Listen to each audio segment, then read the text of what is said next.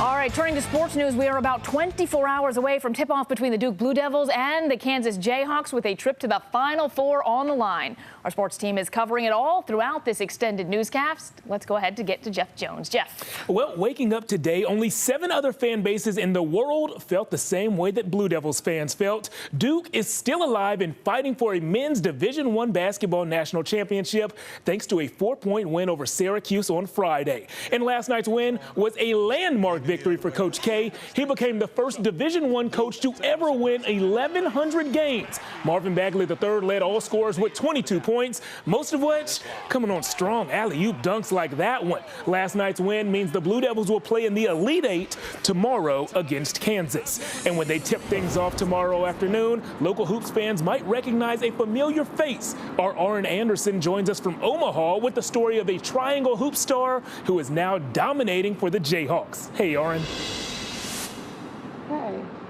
Hey there, Jeffrey. Look, it is the game we've been waiting for. Duke and Kansas, couple of powerhouses duking it out for a spot in the Final Four. Now, when the teams hit the court in the building behind me, Raleigh fans might be torn. Do you root for the local team or the local product who happens to play for Kansas? Devontae Graham is the one that got away.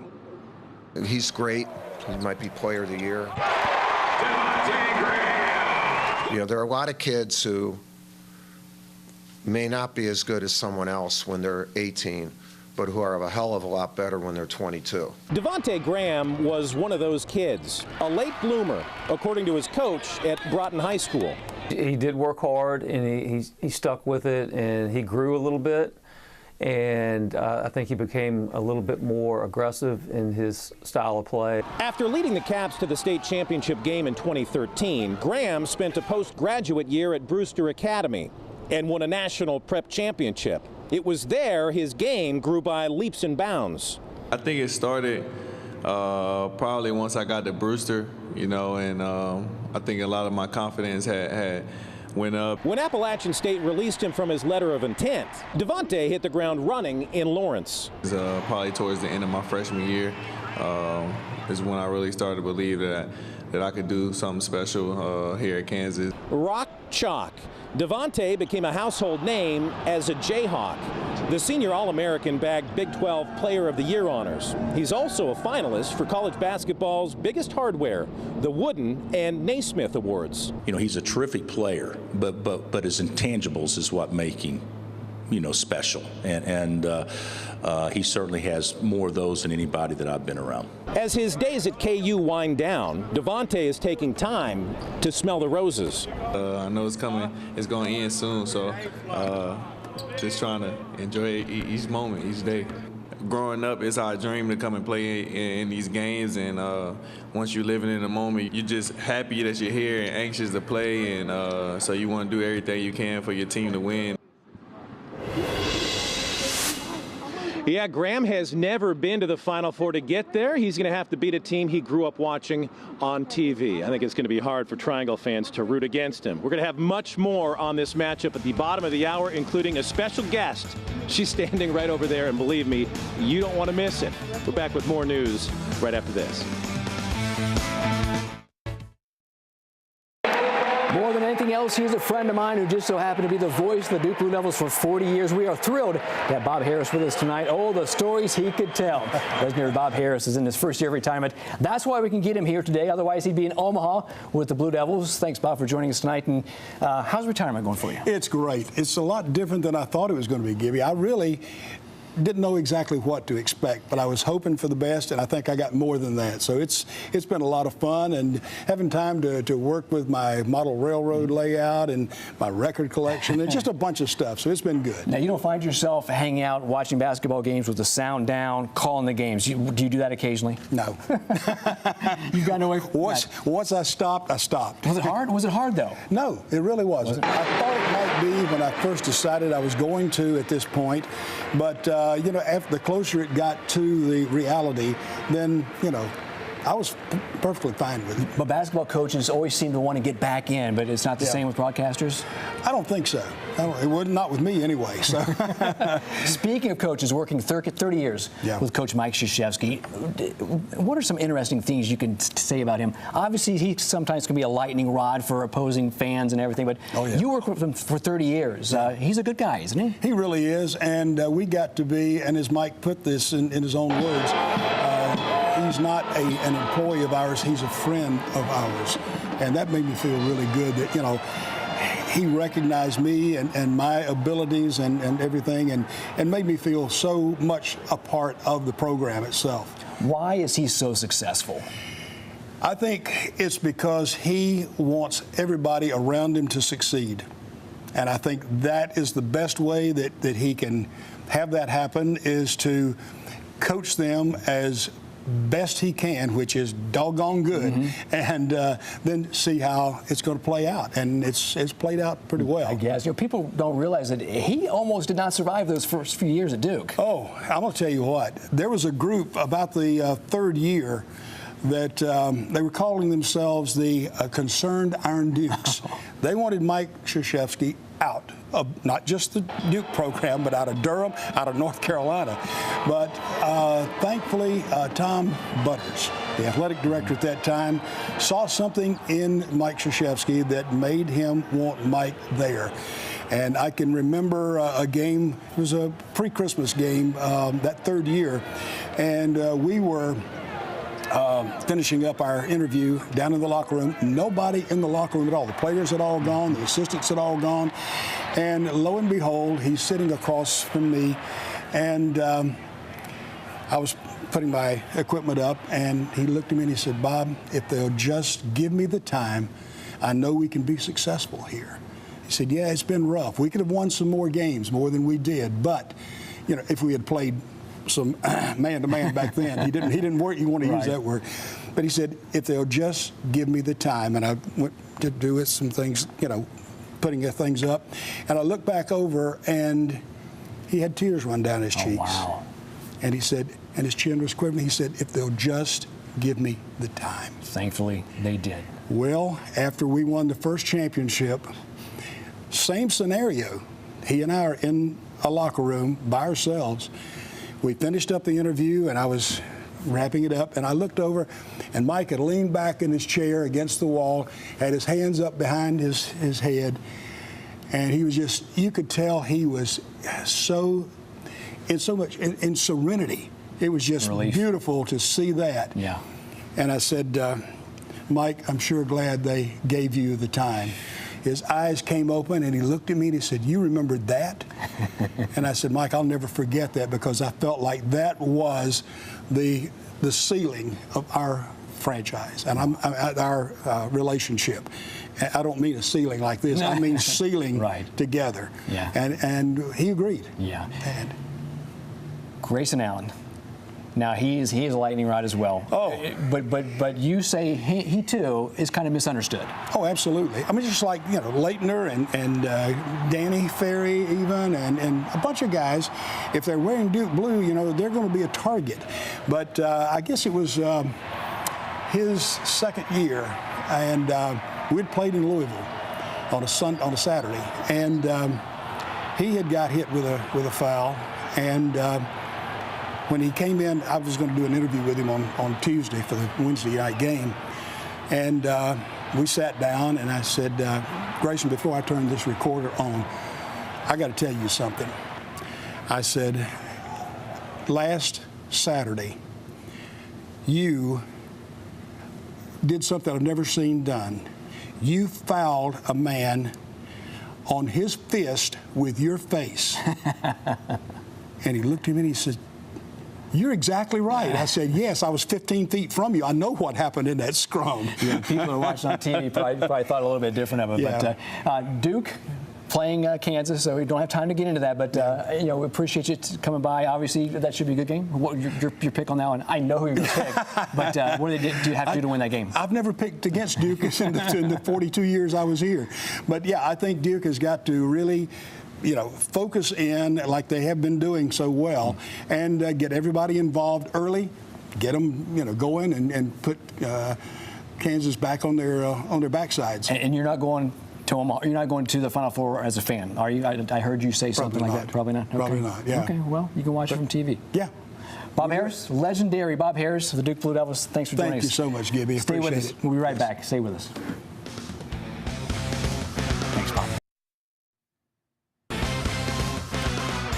The Blue Devils are just one win away from going back to their first Final Four since winning the national championship back in 2015. And our sports team is covering it all. Hey there, Jeff.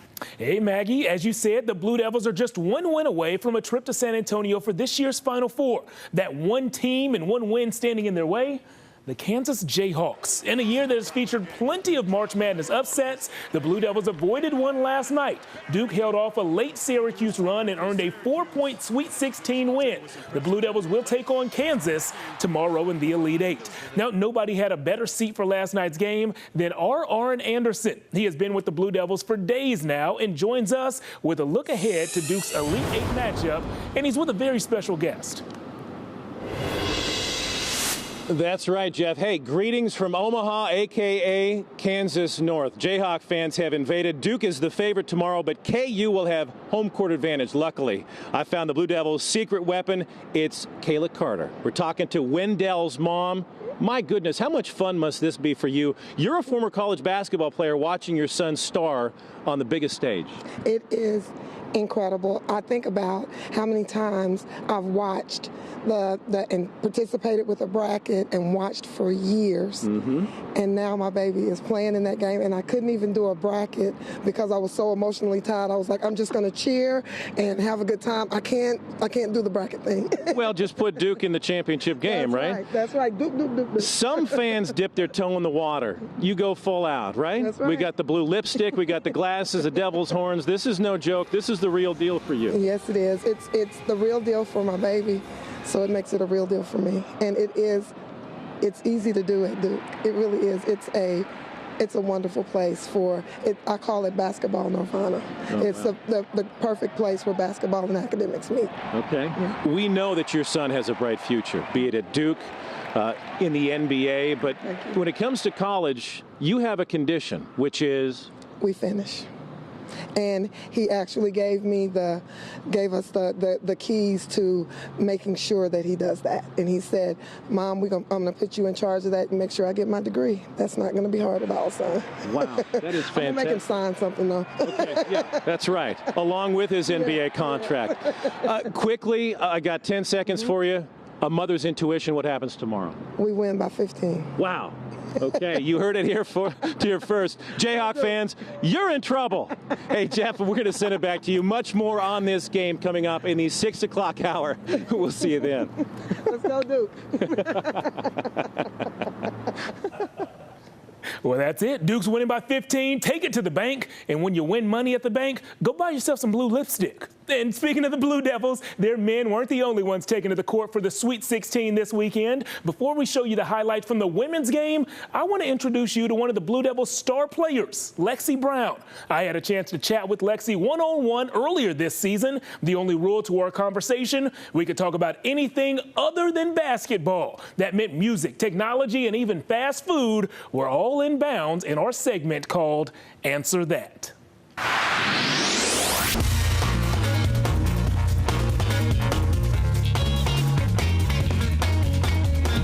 Guys, welcome to our brand new segment called Answer That. I'm standing here next to Lexi Brown, the Duke All-Star guard. Lexi, we're going to get to know you better by asking you questions that have nothing to do with basketball. You ready for this? I'm ready. All right, let's do it. Question number one, Lexi, if you were to go pro in anything other than basketball, anything in the world, what would it be? Can you be like a professional music producer? Is that a thing? Yeah. Oh yeah, I would want to do that. I know nothing about music or beats or anything, but I found this YouTube page and it like dissects how producers make beats for songs, and I thought it was the coolest thing ever. Give me some of your favorite musical artists. Who do you listen to? Drake, of course. Love Rihanna, Beyonce. I'm a big fan of Bryson Tiller, Chance the Rapper. You mention a bunch of R&B artists, but no old school, no Luther Vandross, Teddy Pendergrass, Boyz II Men. Oh, my mom used to blast that all the time when I was younger, cleaning days, definitely. Oh yeah, I love old school as well. Let's go new school for question number 2. Lexi, what's your favorite emoji? Oh. Probably the girl who's like this. What emotion are you doing when you send that? It depends on the message. So sometimes it's like, I'm done with you, whatever. Sometimes it's like, I get a compliment. I'm like, thanks.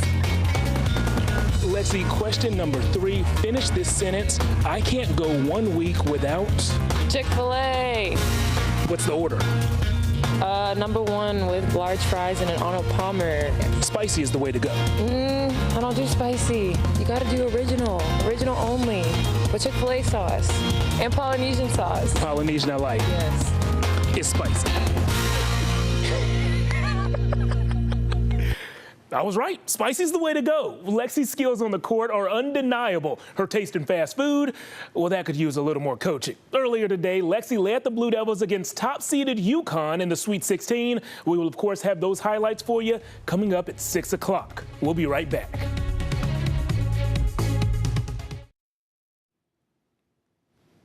Earlier in the show, we heard from Arn Anderson. He had the story of Kansas star Devontae Graham and his journey from Raleigh to Kansas. But Graham is not the only Triangle player who got away. In fact, he's not the only Broughton High School player who area coaches whiffed on.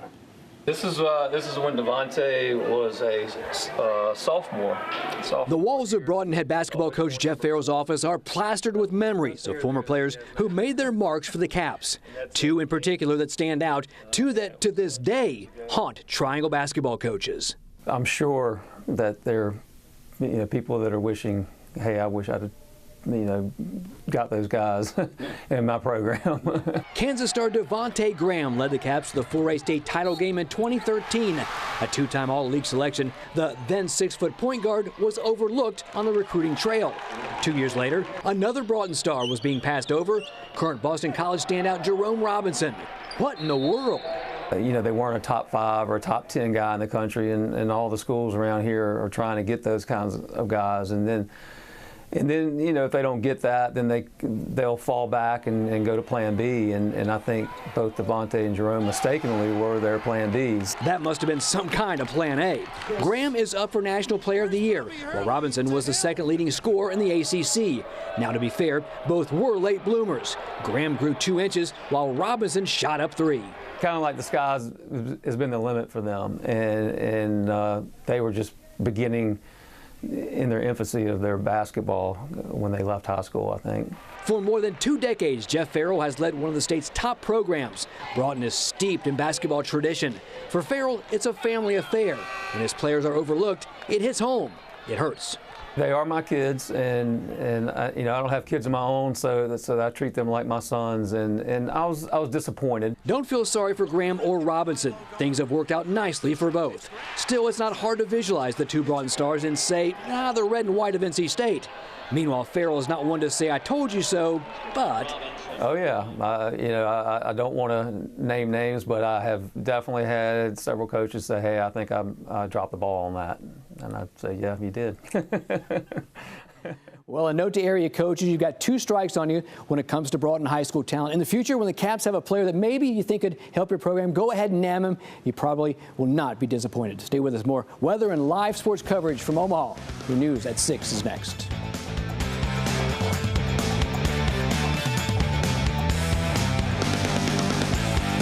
All right, Bill, looking forward to that for sure. Well, over the past hour, we have been talking about the big sports story, Duke advancing to the Elite Eight for a date with Kansas. The Blue Devils just wrapped up their media availability ahead of tomorrow's game. And here's Jeff Jones with more from the star senior Grayson Allen. Jeff. Oh, well, Maggie, here in the Triangle, the month of March is all about one thing. March Madness. That's because it's entertaining and because our local teams are good. On Friday, the Blue Devils punched their ticket to the Elite Eight. They'll play Kansas tomorrow, and a win would ensure a local team will make the Final Four for the 4th straight year. Duke hasn't been to that stage since they won it all back in 2015. Senior guard Grayson Allen was there for that journey. Since then, Allen has been a lightning rod for criticism. Duke fans love him. Others, Well, I guess we'll be nice and say that they have mixed emotions. Today, Allen was asked about the legacy that he hoped to leave behind in Durham. I don't worry or think much about my Duke legacy. I just really want to win, and you know, this group has become so close that I know what the Final Four feeling is like. I know what that national championship feeling is like, and so I really want to do that with this group. That game against Kansas will tip off tomorrow at 5:05 right here on CBS 17. Coming up in sports, we'll go out to Omaha for another look at the Blue Devils, this time a live report, of course. Plus, we will talk about the season opener for the NC Courage. That and more straight ahead. It's finally here. The men's Elite Eight begins tonight. Duke takes the court tomorrow afternoon against Kansas. In just a moment, we will go out live to Omaha to check in with the Blue Devils. Plus, today was the season opener for the NC Courage. We'll go out to Wake Med Soccer Park to check in with the local ladies straight ahead.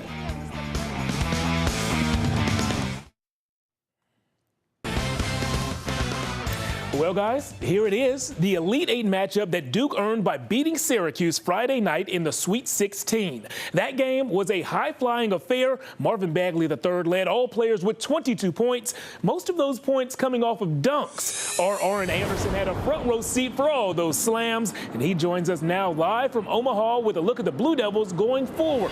Hey, Aaron. Hey there, Jeff. Hey, welcome to the link. We are counting down to the main event. Duke v. Kansas, a battle of blue blood, heavyweights. Together, these two have combined for 8 national titles and 30 Final Fours. This is a showdown of epics. Both teams coming off close calls in the Sweet 16. Blue Devils outslugged Syracuse last night, a game that came down to the final minute. Kansas, they nearly blew a 20-point second-half lead and held off a late Clemson comeback. Duke and KU have met 5 times in the NCAA tournament. Devils have won 3 of those games. This team knows Sunday's showdown has the makings of something special. It's going to be fun. It's going to be exciting. It's going to be a hard-fought game. Legendary coaches are coaching this game, and the legacy behind both programs are crazy. They're second to none. So it's going to be a hard-fought game. It's going to be fun. This is one of the reasons I play basketball, for these moments like this. And I just want to go out there and play as hard as I can and do whatever I had to do and make sure our team is the one on top. All right, Duke's ace in the hole is Coach K. 14-2 all-time in Elite Eight games. Look, Kansas will have the crowd on their side here in Omaha, but Duke has Coach K, and I like those odds. Hey, coming up at 11, more on this game. We're talking nuts and bolts, Jeff. For now, that is all for me in Omaha. Back to you in that studio.